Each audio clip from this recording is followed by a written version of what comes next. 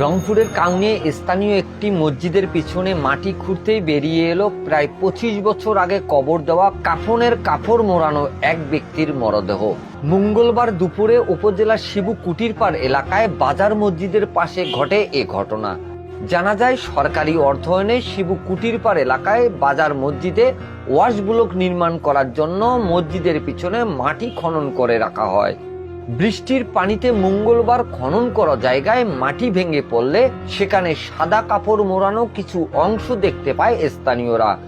খবর পেয়ে মসজিদের এবং গ্রামের লোকজন ঘটনাস্থলে এসে মাটি খুঁড়ে সাদা কাফনের কাপড় মোড়ানো অবস্থায় মরদেহটি বের করে। 25 বছর আগের মরদেহটি দেখতে সেখানে বিভিন্ন এলাকার লোকজন জড়ো হয়। স্থানীয় লোকজন জানান, মৃত ব্যক্তির নাম হোসেন মুন্সি। তিনি মসজিদের মুয়াজ্জিম ছিলেন এবং পরেশগার ব্যক্তি ছিলেন।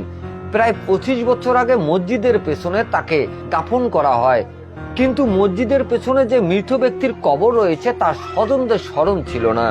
পরে স্থানীয় আলেমদের পরামর্শে সেখান থেকে মরদেহটি শিবু কুটিরপাড় সাবালিক কবরস্থানে কবর খুঁড়ে জানাজা ছাড়াই দাফন করা হয়েছে।